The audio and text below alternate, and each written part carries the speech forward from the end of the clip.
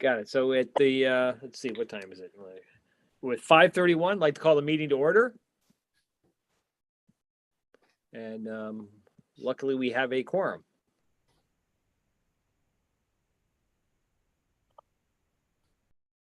Planning on joining?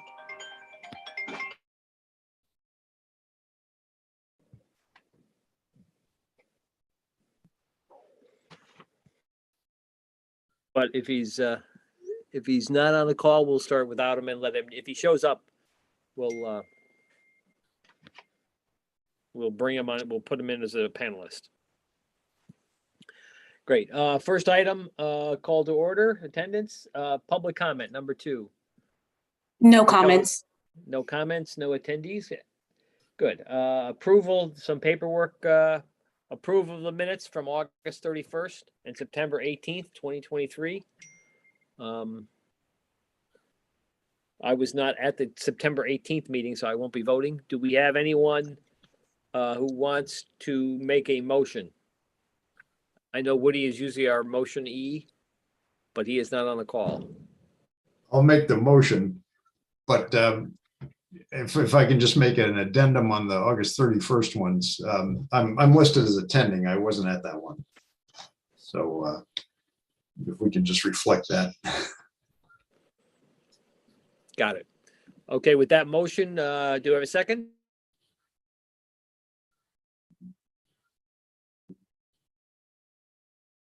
I can second it, but I also wasn't at that meeting. I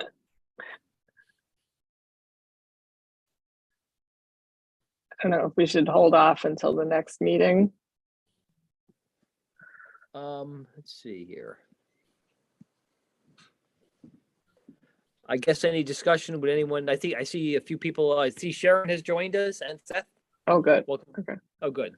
Okay, so maybe Sharon, if Sharon was at both meetings, maybe she'd feel more comfortable voting. I Sharon, we wasn't haven't. here on the 18th, only the 31st. Okay. Yeah. Well, maybe we'll clean up the 31st for now, and then. I haven't looked at it yet. Oh, sorry, I just got back in town, so. No problem. Well, I guess just discussion, do we want to postpone? I don't think there's any ramification of not voting. Do we want to wait till we have more members, or do you want to vote? What's the consensus? Do we want to vote and clean up some of the older ones, or the older one, or just wait till the next meeting and have 3 to vote on? I'm all for waiting, but that's me. Okay. Yeah. I guess since not hearing a second, we'll just skip over that, and we'll do all 3 next meeting, and we should hopefully have a full quorum.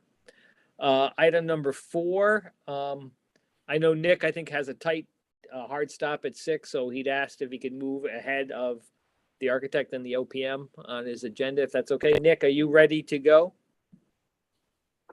Yes. Yeah. Brief. Probably has a lot more to go through than I do. We did receive approval from the state Friday afternoon to go out to bid for the phase 1 early packages. So that's the material procurement for switchgear, electrical switchgear, the generator, rooftop unit, or rather, and the water pipe for the new reserve. So I have a meeting tomorrow morning with our purchasing folks that were out today to go over timing on getting that out, but we're ready to go. It's just a matter of putting that in there. So we'll be working with Adam and the next tomorrow and Wednesday to get this thing out on the street today. Other than that, our virtual design and construction team continues to coordinate the various elements. You still there, Nick? 3D model. Can people hear me? Working with tech to I can hear you. Yeah, Nick is breaking up. Yeah, we can't really hear him. And I think he just dropped too. Yeah, I couldn't hear it. It was garble. Other than he's going out to bid and he's working with Adam. So let Adam tell us what's going on. Sorry about that. So the next couple of days, we'll be working with Adam and town purchasing to get the early procurement package out on the street this week for bid. And our virtual design and construction team continues working through coordination issues within the 3D model, as to be expected at this stage of the process. and is working with Tecton on that. And then for the last couple of weeks, it's been estimate reconciliation and value engineering, value management. So that's about the update that I have for today.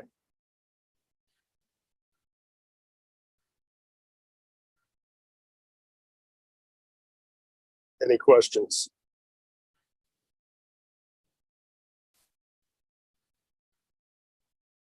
No.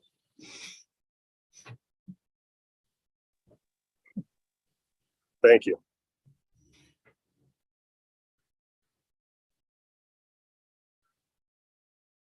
So I'm sure you're going to hang on till 6. Update?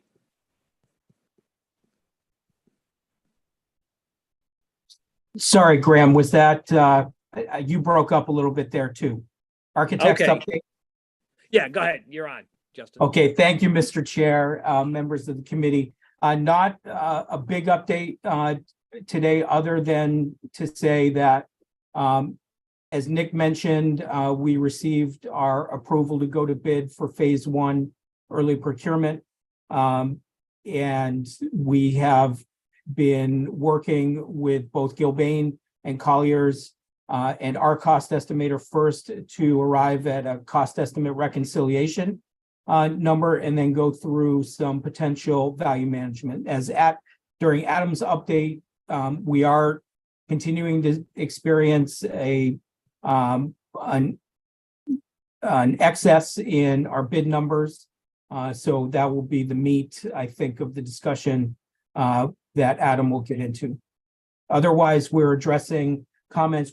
At this point, we received commissioning agent comments, third-party structural review, third-party code review, as well as all town comments and committee comments, and Gilbane and Colliers review items. So we're going through those during this period in order to get these prepped for our PCR review meeting. Great, thank you. Thank you. With that, are we ready for Adam's update? So yes, the bulk of mine is probably best suited for the VE log and the calendar items that we'll talk about here momentarily. Just to follow on with regard to the comments, that's something that's been a big focus for the Tecton Gilbane Colliers team here, is making sure that all those loose ends and comments that have been made a while back and they may not have been pertinent until construction document phase because it's a detail or whatnot. Now it has to get closed out because once we're done with this set, it's done, it's on the street. So that's a lot of just heads down, lines on paper, back checking things, crossing all the T's and dotting all the I's. So that's not surprising for this stage of the game. But otherwise, I probably will have more to add after the invoice packet when we get into the estimates and VD item.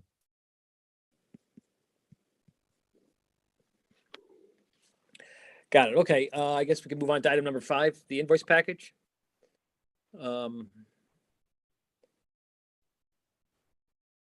Does anyone have access to or maybe Adam, if you want to, pull it up. So I'll share it on the screen and then I can pull up the motion as well. Okay, that'd be great. So this is the packet. It was at the last meeting, but there wasn't a quorum. So it's just the date's been updated. It's for our commissioning agent, Colliers, some of the town legal fees that it incurred, Tecton's invoice, and some of the staffing from the town for a total of $216,058.95. And let me get the motion up. I've got it if you want it. Oh, perfect. Way ahead of us, George. Yeah, I had it printed. Surprise case. I was trying to be prepared when I was on the hot seat last time. And there's actually 2 motions in there. One is for an allocation of funds just as part of the pass-through cost that Tecton incurred. So there's 2 motions for consideration. Sure. So with your indulgence, I'll read them, each one of them. I guess we vote on them separately. Yeah, makes sense. Yeah. Sure. So I'll make a motion to allocate $625 of the permit budget to a purchase order for Tecton Architects for reimbursement of the CTDPH permit review fees. I'll second. Got it. All in favor? Aye. Aye. I believe that is unanimous. Next up, George. The second one is a motion to approve invoice packet dated 9/18/23, including invoices from BVH Colliers, Shipman, Tecton, and the town of Madison for a total of $216,058.95. I'll second. All in favor? Aye. Aye. I think that was unanimous. Great. So I believe that concludes our item number 5. Moving on to item number 6, the review of Phase 2 CD final estimate documents and value engineering. So I believe that's Adams is going to take us through that. Yes. So I sent it out just before the meeting, and I will screen share it here, and it is in the meeting packet. A document that outlines both the value engineering that's been identified and the estimate itself. So starting from the bottom line, so to speak. After the reconciliation meeting between Gilbane and PAX, the estimator underneath Tecton, the reconciled estimate is $54,354,000. As compared to the new budget, because if you recall, there was the 3.4 million that was brought over from Polson, as well as the 3.5 and then 2.4 that was shifted above into the construction budget. The revised construction budget is 52,494. So the variance is $1.8 million over. Any questions on that before I kind of get into the VE side of things? And this does not include the 1.8 that was denied, right? That's probably Correct. That the additional, you talk about the town funding, you mean? Or the additional from the capital fund that was on the vote? the additional moving the 1.8 over, or the additional one 2. from the cap from the, yeah. Correct. That the town vote that did not approve the additional monies, that is not included in these numbers. These are only approved funds from shifting within the referendum, and then internal project contingency move and some other moves within the budget line item. So that the town vote is not reflected in this at all. So in terms of value management, and I'll go through these items here, but just so you can kind of see the bottom line first. Right now, everything we'll walk through today, as identified by Tecton and Gilbane and Colliers, comes out to just over 1.4.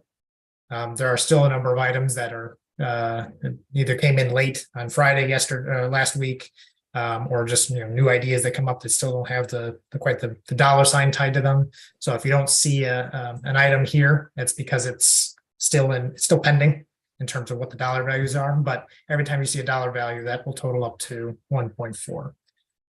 The goal is not necessarily to vote on these this evening, because you're seeing them for the first time, and some of you are just getting back from travel and whatnot.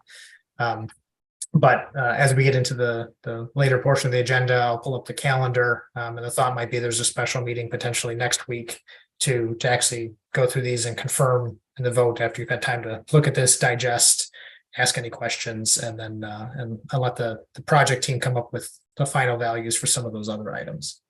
But as we're going through these, the big takeaway that myself and Justin and Nick had was how the SBC would like the team to develop some of these final items, whether they be additional look at glazing or finishes or things of that nature. So as we're going through, if there's something where you're saying, hey, maybe we can take more of that, that's the type of feedback that the project team is looking for from the school building committee.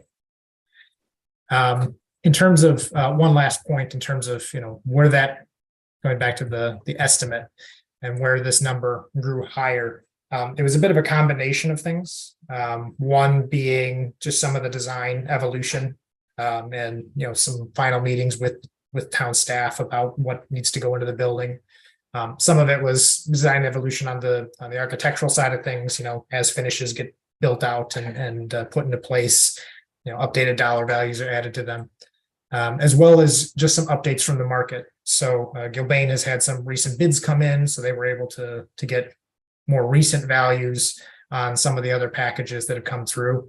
Particularly items that were of note were glazing costs. Finally, there's been the market-wide increase in pricing, it appears. So glazing became a little more expensive, as well as some of the technology, electrical, really technology and security was my takeaway from the reconciliation meeting, where it's not, massive funds across the project, but just a market increase in those items starts to accumulate and leads to the increase in the overall estimated budget. Does this, Adam, I think at one point we had a design contingency. Has that been fully released back to this, or is there still any design contingency left at this point? There is still 1% design contingency in both estimates. So this 54 million includes a 1% design contingency. It's not included here because there are some of the comments noted some items that need to be baked into the drawings that the team didn't feel comfortable going down to 0% quite just yet. So that last 400,000 or 500,000 is likely to be incurred as the final feedback from town staff and whatnot get baked into the drawings. So got it. Okay. Yes, is the answer to your question. Yep. Perfect. Any other questions before I just start running through the list? Okay, make this bigger. Adam, Seth has his hand raised. Oh, Hi, everyone. Adam, I didn't see it on here. I'm just wondering, it does not appear that the 3 items that the Board of Ed may vote on to move to add alternate status are on here, or even to just remove totally. so the dishwashing, Yeah. the radiant flooring, and the pre-action fire suppression system, they already were moved as alternates. So that's why they're not as further value engineering. Those values are already captured. Oh, they are. Okay. 'Cause Yes. I thought, okay, so we voted to move them to add alternate, Yep. but we didn't remove them. Because one of the things that, well, we don't have to go into that now. Okay, thanks. So that savings is captured already. All right, thank you.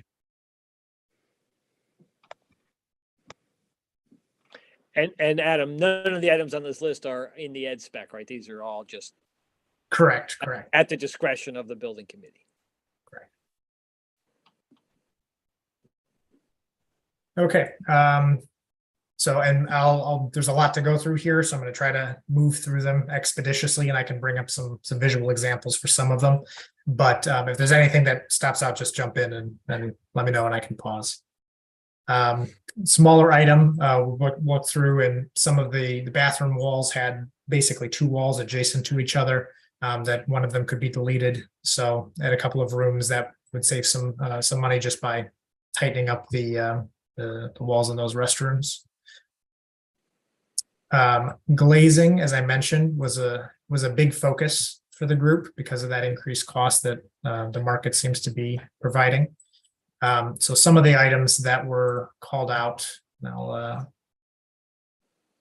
share my screen here. Can you see the drawings now? Did it automatically switch? Yep, it did. Perfect. So some of the glazing considerations were at the main hallway area at this central corridor, and how the team wanted to attack the glazing that's in there. So, for example, at the media center, this is from the media center looking out into the hallway. A number of items were to eliminate some of the glazing between the media center and the hallway that wasn't there previously, but to maintain the overall large window between the media center and the higher clear story height, so allows for that natural light infiltration, but just reduce the size a bit, make it a bit shorter. Some of the other considerations were at the steam rooms.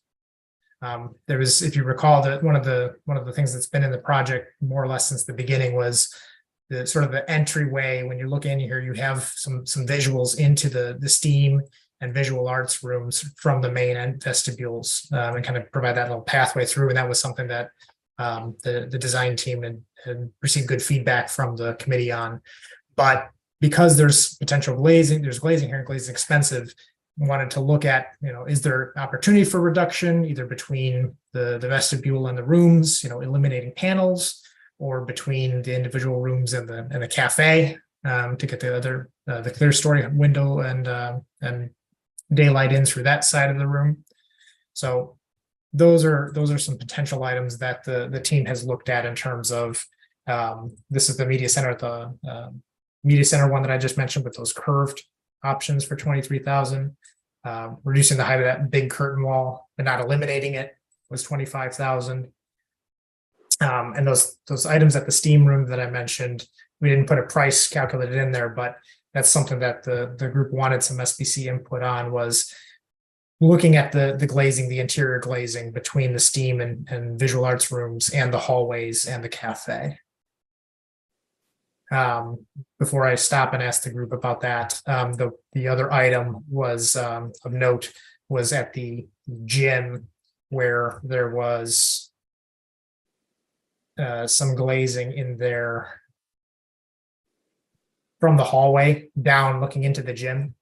So right now there's two larger panels and two smaller panels at each main floor corridor at either side, at the north and south sides of the gym looking in. So that saving value of 44,000 is to keep the smaller ones, but to eliminate the larger ones at both corridors. So I'll pause there for a second because I've been talking for a bit. Does the SBC have any input on sort of interior glazing and the extent of it, and to what items are key? Is this value that's captured here of about 115,000 a good take? Is there more that's potentially going to be contemplated at the STEAM and visual art rooms, or is there any thoughts or inclinations on that?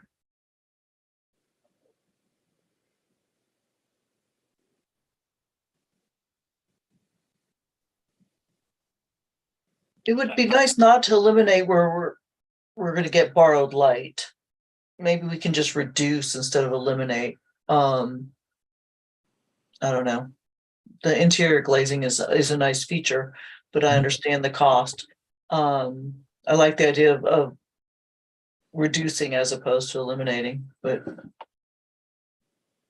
on that thought, Sharon and folks, can I ask, when I looked at the 3D walkthroughs, it appeared that there were some walls that were complete glass. And I'm wondering, especially ones that are on the second floor, does it not make sense sorry, I'm pausing a second. Does it not make sense to have a wall come up from the floor to maybe like thigh height on an adult or something, just so that kids don't like push through that glass and fall into the gym or something? I'm sure it's very thick glass, but I'm just as a safety matter, and that would reduce some square footage of glazing, I would imagine.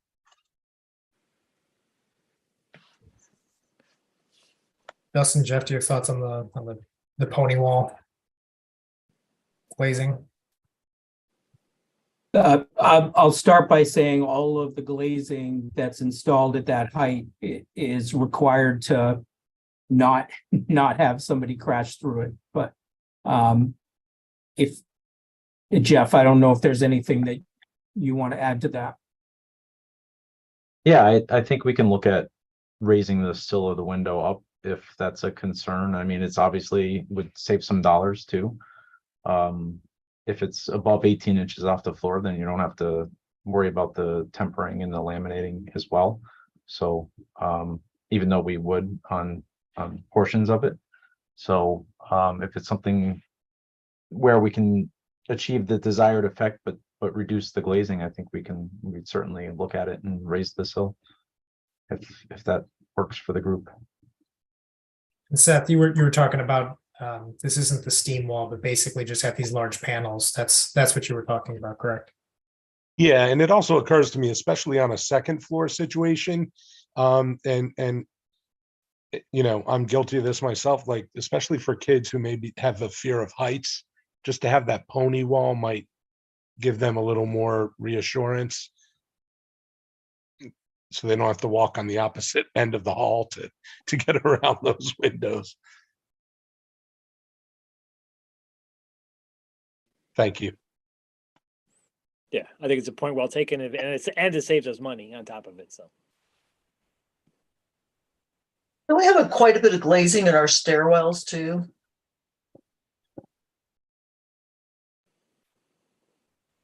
Off the top of my head, I'm not sure. I don't know if Jeff, you know or Justin, do you know off the top of your head what the extent of glazing is? Interior or exterior, Sharon? The exterior. Yeah. Winter exterior went like a pretty good, like going way up high too and extending.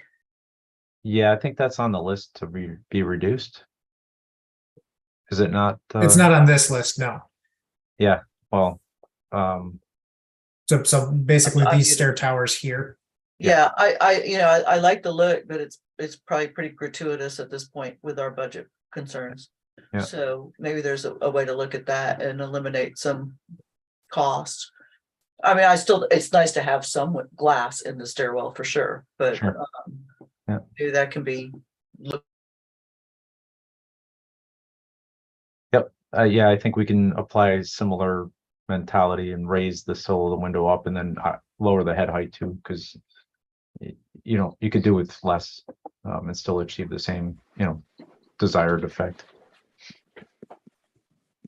Was there any comments or concerns on some of the broader deletions I mentioned earlier about the media center or anything like that, or the bigger panes into the gym? Those all seem to make sense, or is there? If we remove in the library media center, those two arched windows on sets on either side, if we remove those, could you then, if that's a solid wall, could you then put bookshelves again against that wall and claim some additional library book space or carrels or something? Yeah, absolutely. On either side of the, Yep. And it could also save us some money.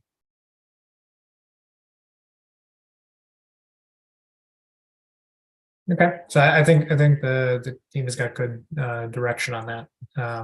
Thank you for that. The next couple items pertain to sort of the canopies and similar structures.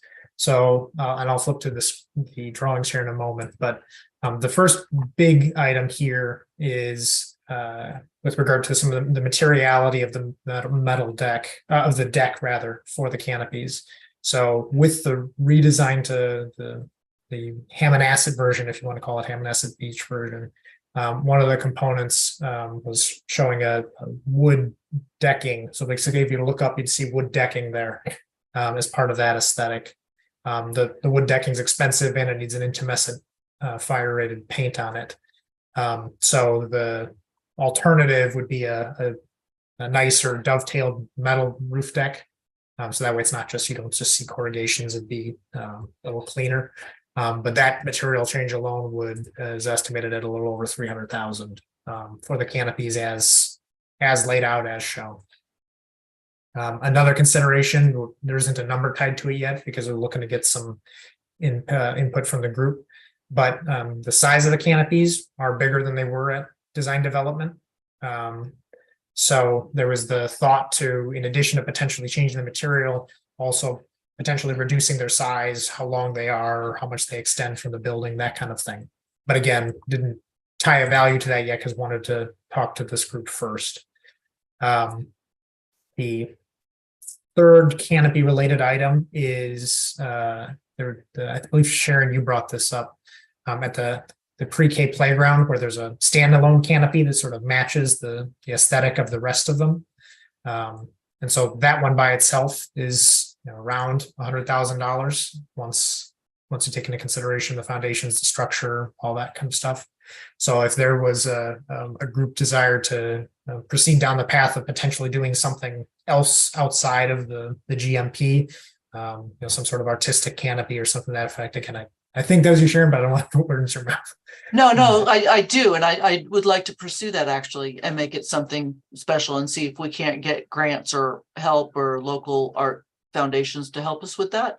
We probably still need some money in the budget for it, I would imagine, but we could probably let me start doing some research and looking into it. I don't know how we put a dollar value or not on that. This is an item that the way I would treat it if the committee elected to approve this value engineering item is it would get taken out of the GMP, so it would reduce the budget deficit for construction, but then Colliers would put it in we call it the contingency log as a potential owner betterment. And so it would exist on that document with some placeholder value. And so if things did not go swimmingly and there was a lot of contingency used, obviously it wouldn't come to pass, but it would be earmarked in there as a line item. And we would go through that when we talk about the GMP contract discussions, and then throughout construction, this group would see the contingency log and see that it's that potential is earmarked there. So that's how that would get treated. Okay, I mean, it's something that the school board requested as far as a function, correct? To have a covered canopy in that playground for the kids to get out of the sun.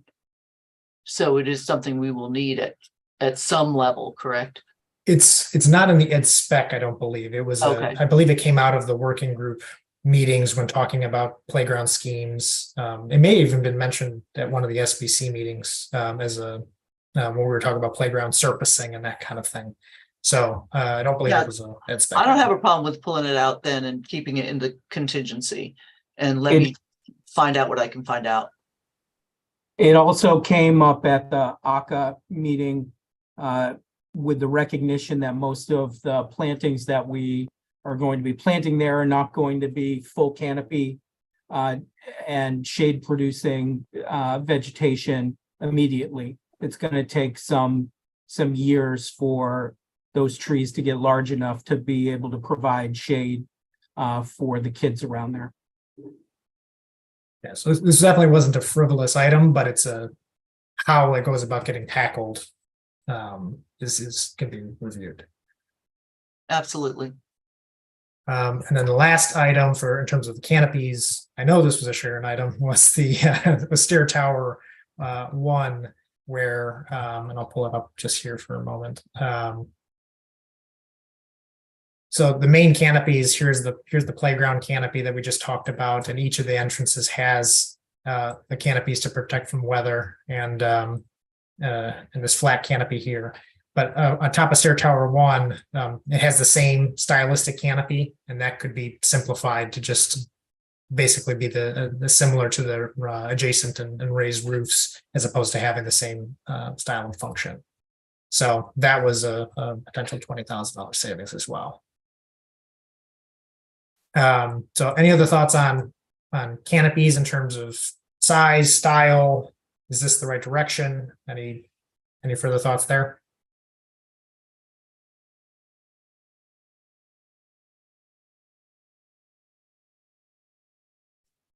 Okay.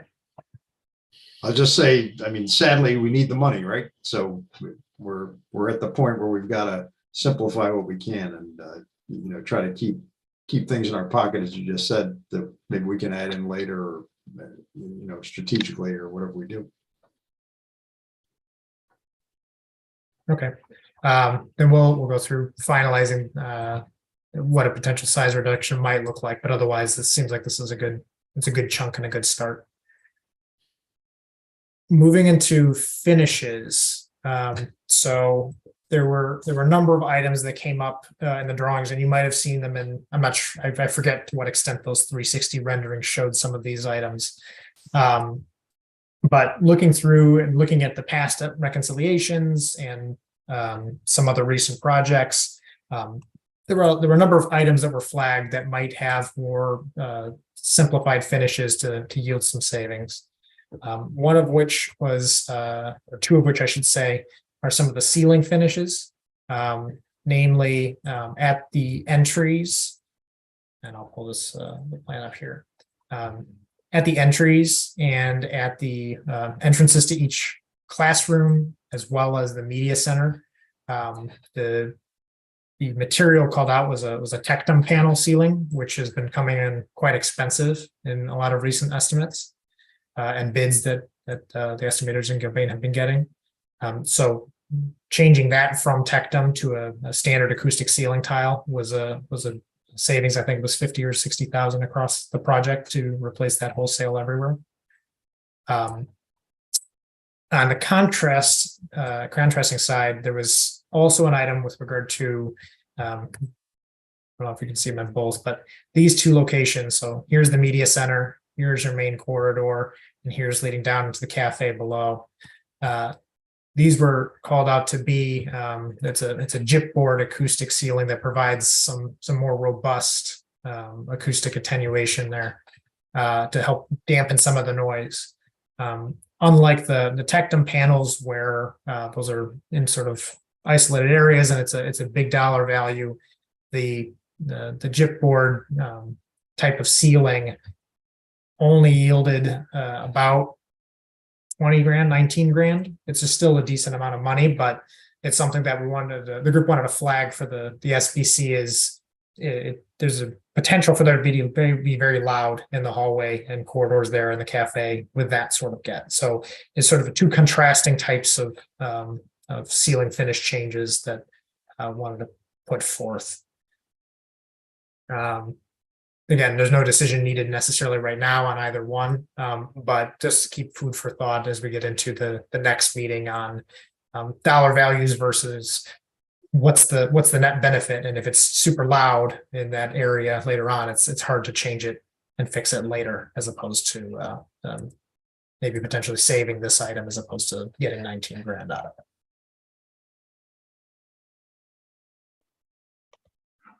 That was one of the things that I raised earlier with the original design.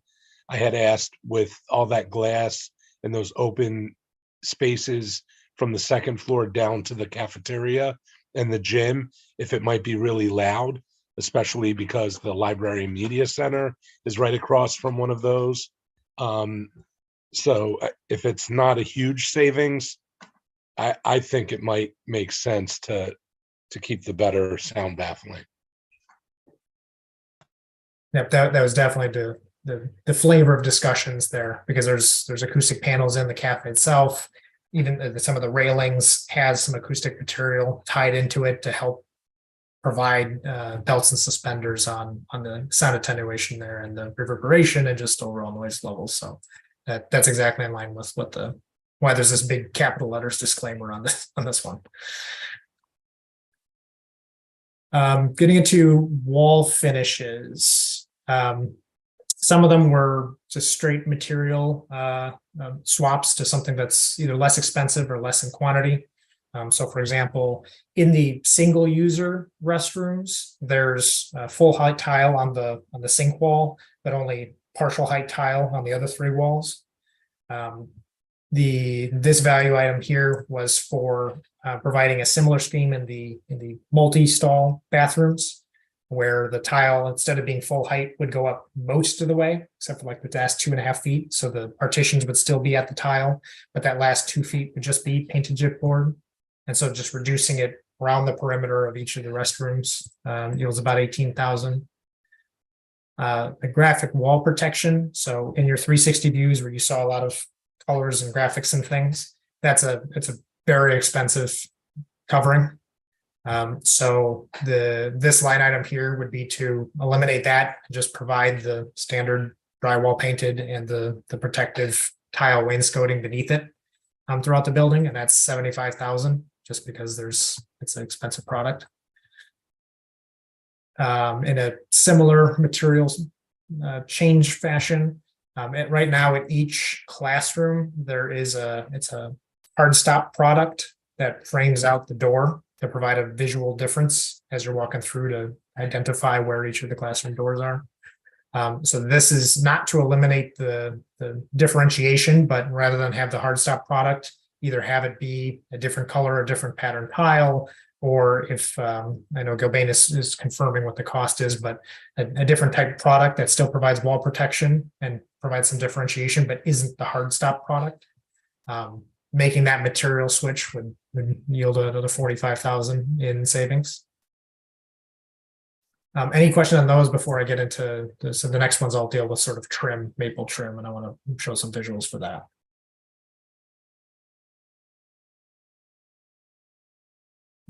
Okay. There are a number of locations throughout the building that have maple trim. It was intended, and I don't want to speak for Justin and Jeff too much, but it is largely at locations where there's elevation differences between materials. So acoustic wall panels and drywall, or to frame out locations of classroom walls, for example. So these items here reflect either reducing or changing maple trim and the associated coverings. So for example, at the cafe, and this is supposed to be gym, that's a typo on my part. At the cafe and gym, there is about $30,000 between the two of them in maple trim right now that go around the acoustic panels or between the acoustic panels, sort of an aesthetic differentiation. Similarly, at the CAF, there's a lot of maple trim in here. They're That's what, replacing the maple with something else or just eliminating it altogether? so the value of that you just saw for both of those items would be to have an allowance of 35% to allow for some transitions. So for example, the one that kind of always stuck in my mind is here where we've got wall protection, some hardboard wall protection when you're going on the stairs, and you've got an acoustic wall panel here, and you've got drywall here and tile here. You know, this is I would imagine is a probably important piece of trim to keep at that transition. Versus just the vertical dividers between each of the acoustic wall panels that you can have acoustic wall panels that abut each other. So the value there that you see for those two is, like I said, contemplates an allowance that Tecton would then revise the drawings to, but capture the bulk of those savings. As well as there's other areas throughout the building that are not the gym and CAF that I don't have enumerated here that have some trim around some interior windows and whatnot. The delta on that remaining savings is about 10,000. The bigger value here you see, which is a more substantive change, is at the classrooms. So each of the classroom teaching walls, and they vary from room to room, but has some combination of the magnetic whiteboard wall covering. So rather than your typical whiteboard, it's an actual wall covering. That's got a combination of either painted drywall or another wall covering, or sometimes it's a tackable surface, sometimes it's a different wall covering, and it has maple trim around it and a maple chalkboard rail for the markers and whatnot. So that $80,000 or $90,000 value that I had shown, that's to return to sort of what's the most simplistic you can get, which is just the drywall painted with two tack boards on the sides and two magnetic whiteboards up on the wall. So eliminating the wall coverings and trim and whatnot, and going with sort of a more basic provision of whiteboards and tack boards and paint. And the reason why there's $100,000 savings is because it's throughout the 33 rooms. So there's a big multiplier on it. Would it be possible to see what the difference looks like in real life? It's hard to visualize for me on just a drawing. Maybe before we have to vote on it. Yeah, for this item, I don't actually have I can't think of one that I've seen that has the magnetic wall covering. I don't know if Justin and Jeff, you have one recently that you can pull up before the next meeting. But yes, we can get some photos of some real life examples of what that typically looks like. That would be great.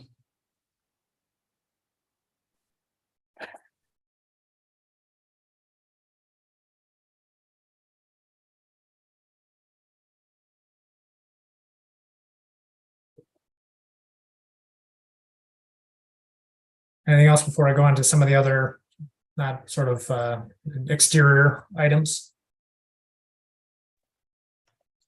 I guess just for the classrooms, as long as they're light and airy and inviting, I would think from an educational perspective, you would want to maintain that, but you don't necessarily need, beautiful maple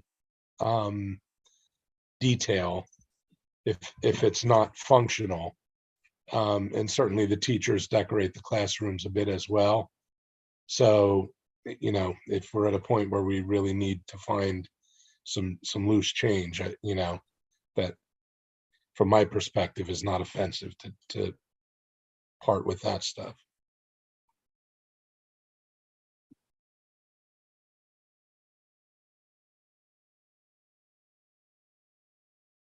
Okay.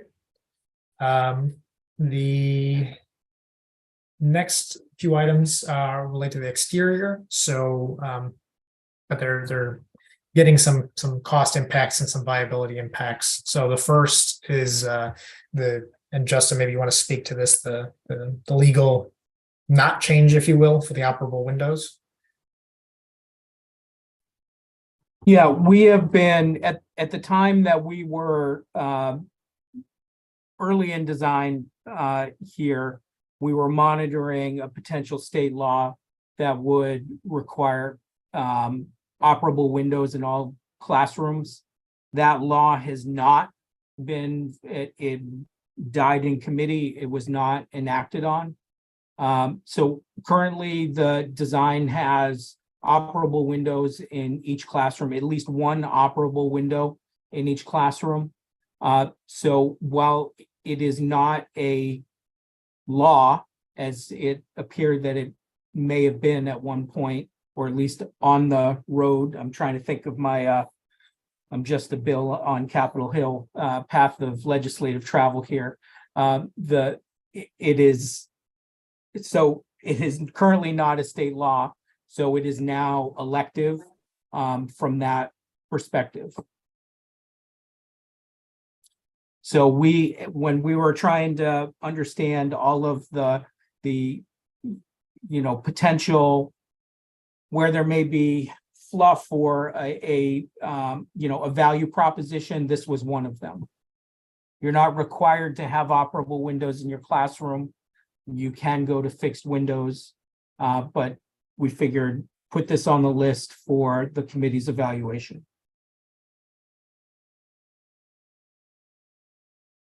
I think seeing what the savings of that would be is important, because if it's not much, I'd like to keep an operable window. I think it'd be nice. Sure. So Sure, I absolutely. think we need to see what that dollar value is before we really discuss it. Is there a safety implication to not having a window that they could exit out of? That was the original genesis of the introduction to the bill, was rescue assistance. However, it is not required. The building is safe. The assumption is that, through our security methods already baked into the design, we can allow children and faculty to shelter in place and ultimately egress the building in a safe way. Can I ask another aspect about safety and security with windows? As I understand it, there is an applique that makes it very difficult to break into windows. It's clear, and even it's very difficult to even shoot through it with, an assault rifle with a high-speed bullet. And so, is that included in the design of the building? Is that something that would be added after the fact? Is it included on the first floors? Can you talk to that? Or entrance points? Sure. So without getting into too much detail in a public meeting, I will say that there We do introduce a hardening of the exterior building envelope for areas of glazing at grade. And that is currently reflected in the cost estimates for glazing. And I think Adam referenced something similar for our courtyard in a subsequent email. So that is already part of the design. Seth? Thank you so much. That Yeah. gives me peace of mind.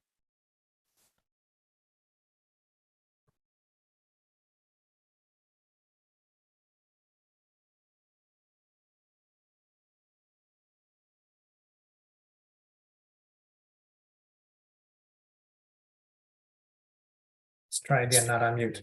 So yes, we'll gather the value there for the operable windows and see what that decision point might be. The next item also still being reviewed. It came in as another potential item is reducing the amount of the roof insulation. Obviously, that's going to impact the overall functionality of the building and potential ongoing energy costs and things like that. But there is the potential to do that. So we're confirming what that impact might be, as well as what the cost savings would be, and that similarly might be a decision point for the town. But obviously, there's a lot of roof, so any even small change to something as big as a roof can make a potentially material impact on the budget. The next one, it's basically just a realization of one of the code modifications that was put in a couple months ago, I think, at this point, to the state. The code modification, without getting too much into it, it's been brought up before, where currently the building has a firewall built in as part of the need to separate two portions of the building. The code modification requests, and I don't think it's an outlandishly off the wall request, is to modify the way some of the square footage is calculated such that firewall and some of the duplicate steel and footings and things wouldn't be needed. So ultimately, that would, if that's not needed and the code modifications approved, that would yield $93,000 in savings. It was expected that code mod would have been opined on by now by the state, but despite some follow-ups, we haven't been able to get the answer quite just yet.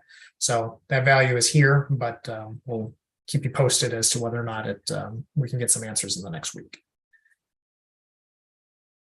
Another one, just for reference, again, the value is forthcoming, is on some rebar within the foundations. It's not a huge value, but it is something that got brought out as a potential savings.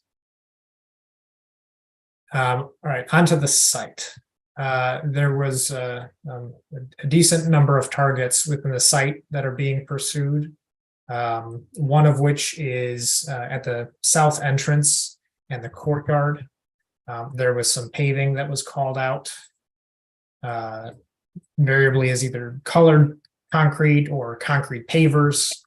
If you recall, this area, I believe, at the beginning of the project was the bluestone pavers, and then switched to a cheaper material. But subsequent pricing increases have suggested that even something more economical might be used. So that's a $50,000 or $60,000 item to change the paving here and the paving at the courtyard to your standard concrete sidewalk paving.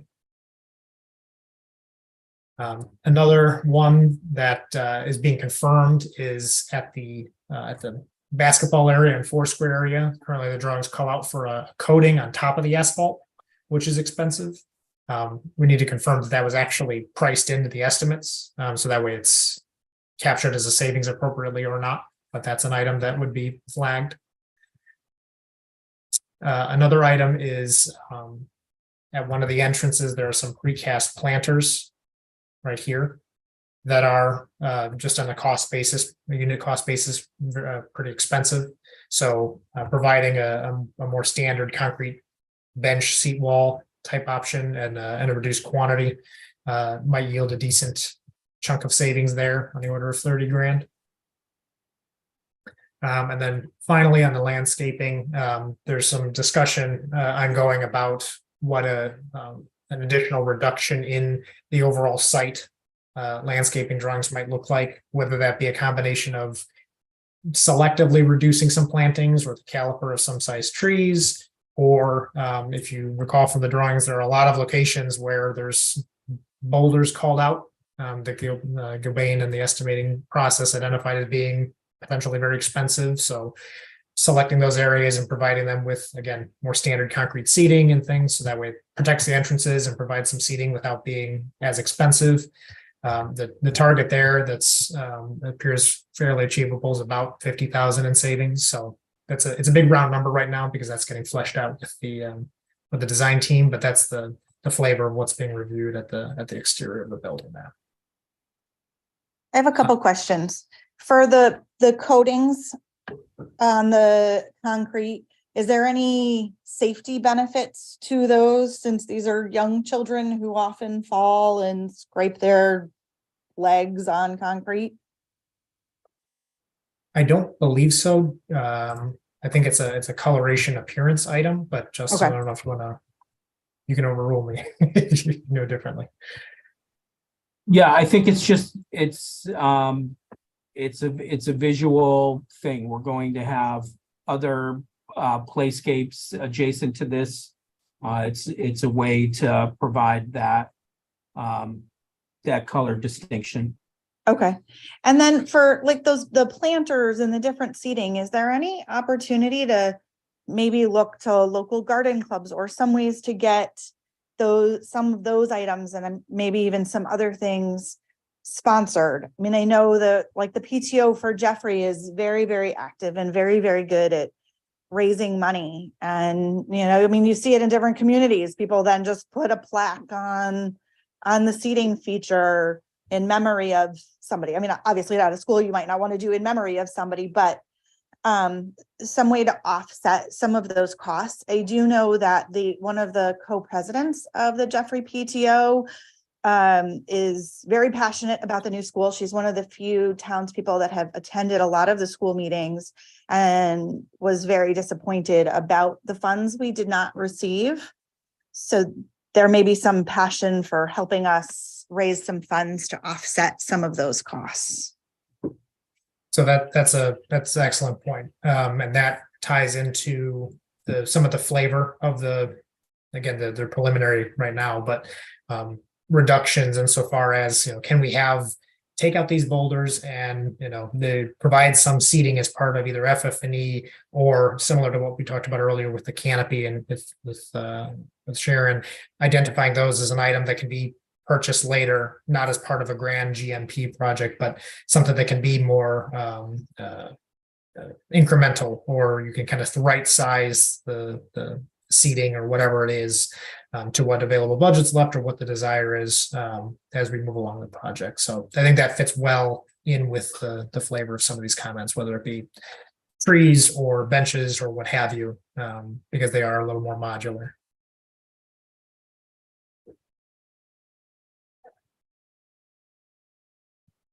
Anything else on the site?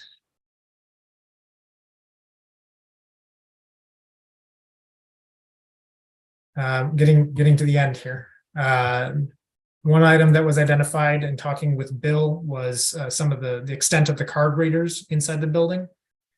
So currently not planning to touch any of the exterior card readers, but for the janitorial closets and some of the mechanical and electrical rooms, they had been initially flagged as having your swab fob card readers. But talking with Bill, his crew typically needs keys anyway, so there was some savings to reduce that. We're confirming this value because it seemed like it might be a little on the low side, and it might be some additional. This number might go up, but as a minimum, it should yield this savings when flagging that item. Then there were this one should actually be still being reviewed, but there were 4 items here that were initially flagged for the mechanical team to take a peek at, and this came out of Gilbane. Things like doing a swap out from cast iron to PVC for some storm piping, as well as looking at some of the duct lining and air duct run lengths, as well as the type of diffusers in the classrooms for where the air comes out from your HVAC system. So again, these are the design team's taking a look at these, and we're confirming what some of the values are, but Those are some items that are potentially coming down the pipe for the next time we meet. And then finally, there were 3 items worth a decent chunk of change that just didn't, when the estimates came in, the value of some prior value engineering just wasn't reflected in that current cost. So I don't think there's any action item for the group here because these items had previously been voted on. It's just a function of that $54 million line item you see here doesn't reflect some of the VE already. So these are sort of freebies, if you will, based on some prior value engineering that was taken. And with that, so that's the explanation on that 1.4 million. Any other thoughts as we've gone through this, or areas of focus, areas to stay away from, just as we go through the next week or so of the design team meeting and working through these?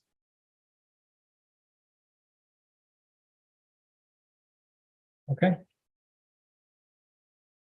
So with that, again, I think, is Graham still on? I don't see him on here.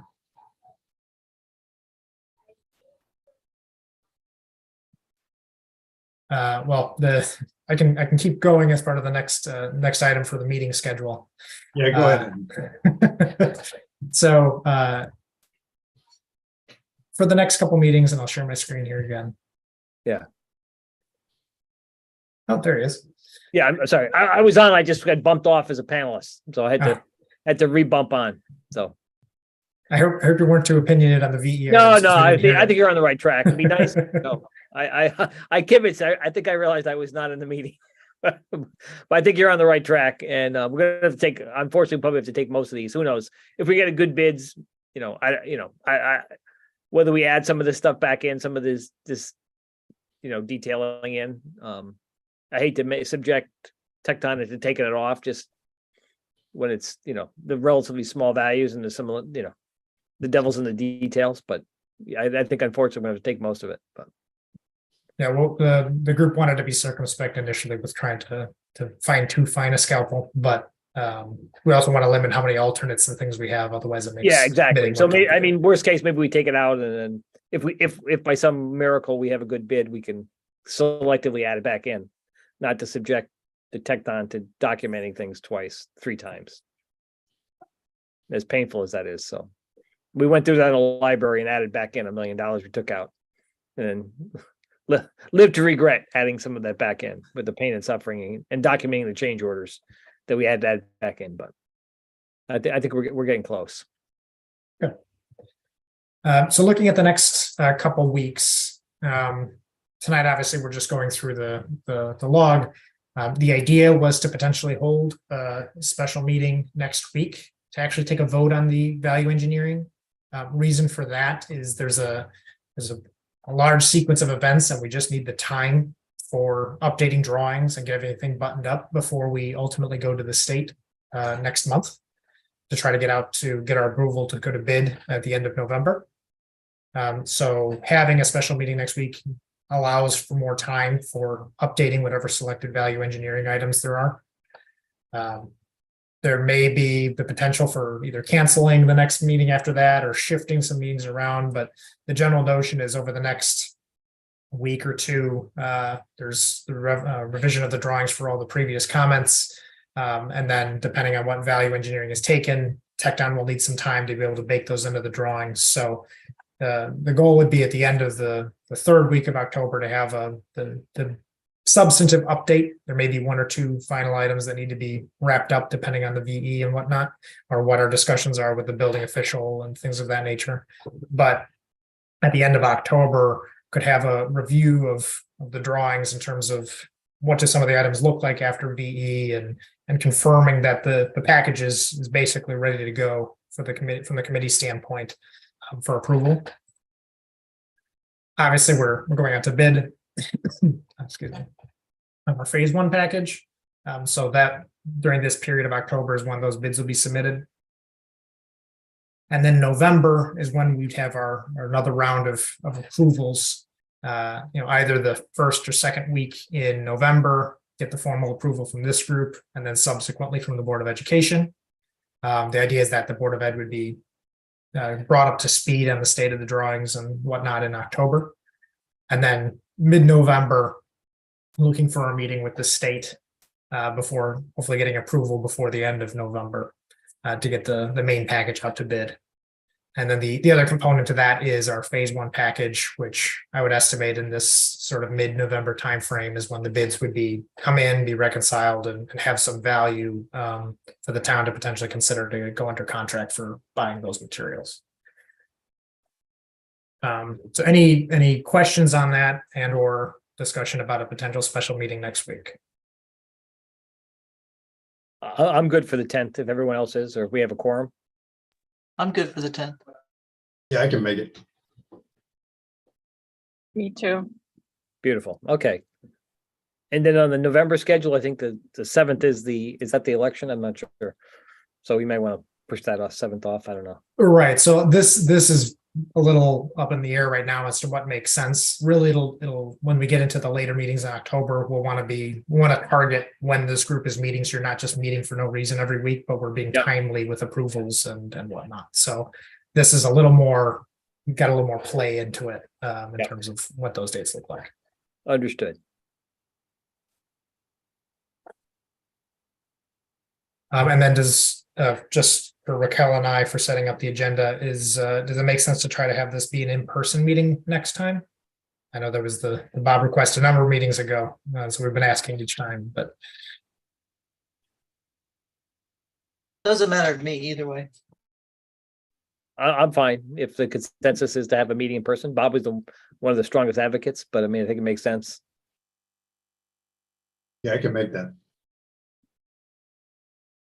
Which meeting would that be? October 10th next week, Tuesday. What time would it be?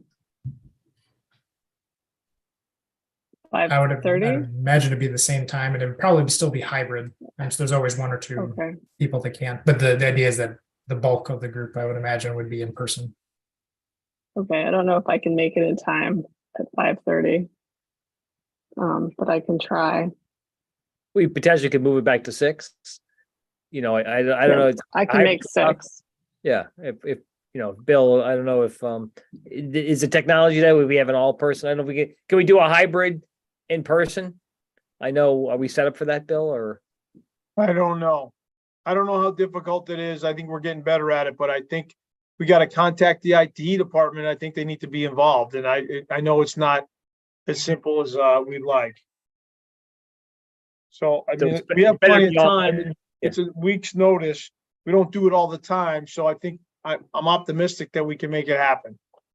So if we move it to 6 and do it in person, so if it's purely in person, that's okay? There's no IT department needed and there's no reason to Right. do it. And what we could do is we could bring in a member on somebody's laptop so they could participate and we don't have to do the whole other stuff, you know?